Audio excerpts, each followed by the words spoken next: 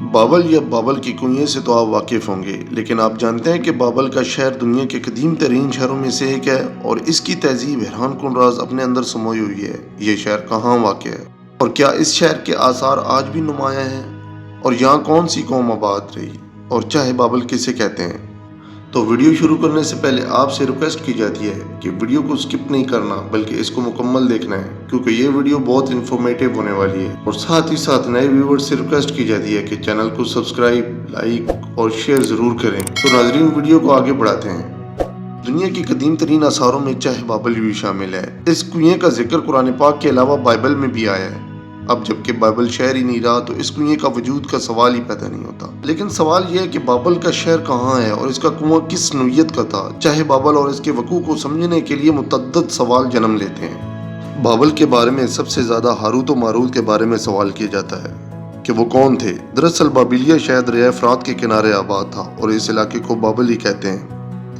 اپنے زمانے میں یہ علاقہ تہذیب و تمدن کا مرکز تھا۔ بابل شہر کی تہذیب عالمی سطح پر اپنا ایک اونچا مقام رکھتی تھی۔ ان لوگوں کا رہن سہن دوسروں کے لیے نمونہ تھی۔ بخت نصر کا دور حکومت انتہائی ترقی اور عروج کا دور حکومت تھا۔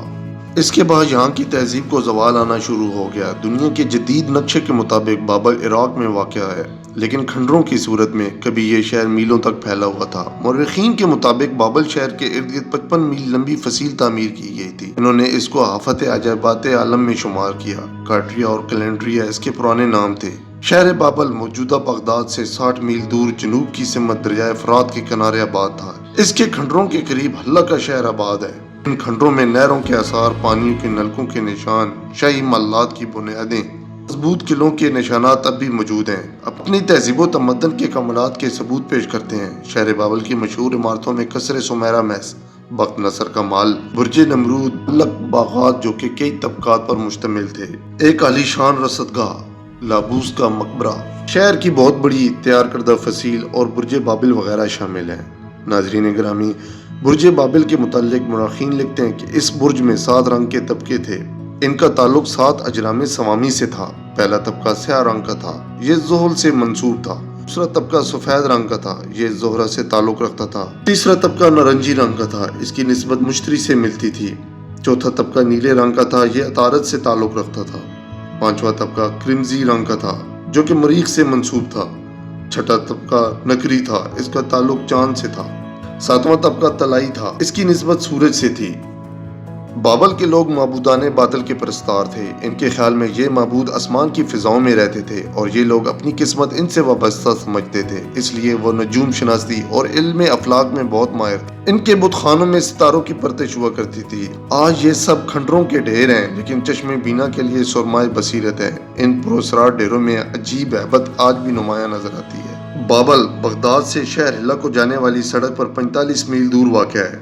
اس سڑک کو ایک چھوٹی سی نہر کاٹتی ہے، یہاں سے بابل کی حدود شروع ہو جاتی ہے۔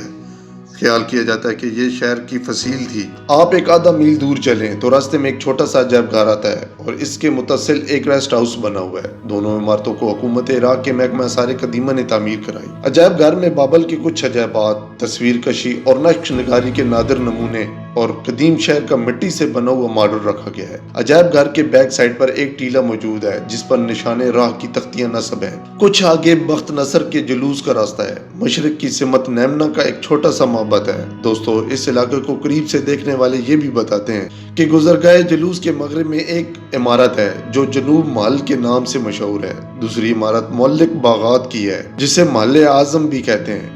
اس سے تھوڑی دور آگے ایک تہہ خانہ ہے۔ کہتے ہیں یہاں نمرود نے حضرت شعیب علیہ السلام کو شیر کے آگے ڈالا تھا۔ اس تہہ خانے کی دیواروں پہ تصاویر بنی ہیں جو اس دور کے ماہر فن کی فنکاری بتاتی ہیں۔ جو اینٹیں استعمال ہوئیں وہ اپنی شناخت کے اعتبار سے دور حاضر سے بہت بہتر ہیں۔ چند قدم آگے چل کر ایک کنواں آتا ہے جو اوپر سے مربع شکل کا ہے۔ اس کنویں کو چاہے بابل کا نام سے منسوب کیا گیا ہے۔ چاہے بابل کے قریب پتھر کا ایک بہت بڑا مجسمہ ہے اور ساتھ ہی ساتھ چند معبد ہیں جن کو نور نیرزا اور گلا کے نام سے مشہور ہے۔ برج بابل بھی اس کے قریب ہے۔ یہی وہ مقام ہے جہاں سکندر اعظم نے ہندوستان سے واپسی پر دایا اجل کو لبیک کہا۔ کھنڈروں سے 2-3 میل کے فاصلے پر ایک مسجد کا گنبد نظر آتے ہیں۔ کہتے ہیں یہ مسجد حضرت علی کرم اللہ وجہہ نے تعمیر کروائی۔ اس کے گنبد اور دیواروں پر نہایت نفیس نقش و نگار موجود ہیں۔ اس کو دیکھ کر اس طرح پتہ چلتا ہے کہ کاریگر ابھی چند دن پہلے ہی کام ختم کر کے گیا۔ کتب میں آتا ہے کہ بابل کے بانی کا نام نمرود بیان کیا گیا ہے۔ اس کا زمانہ قریباً 4000 سال قبل مسیح پہلے آیا ہے۔ اس کے باپ کا نام کوش اور دادا کا نام حام آیا تھا۔ حضرت عیسیٰ علیہ السلام سے کچھ پونے 4000 سال قبل بنو عاد کے سامی قبیلے نے بابل پر قبضہ کر لیا۔ 200 یا 250 سال تک حکومت کی۔ سامیوں کے بعد اس پہ یلامی خاندان کا قبضہ ہوا۔ وہ نمرود اسی خاندان کا ایک حکمران تھا جس نے خدائی کا دعویٰ کیا تھا۔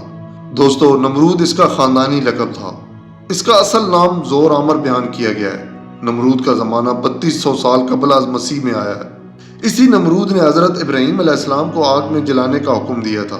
اس خاندان کے بعد بابل کے بادشاہوں میں بنو قد نصر بہت مشہور ہوا۔ اس کو بخت نصر بھی کہتے ہیں۔ اس نے بہت سے علاقے فتح کیے۔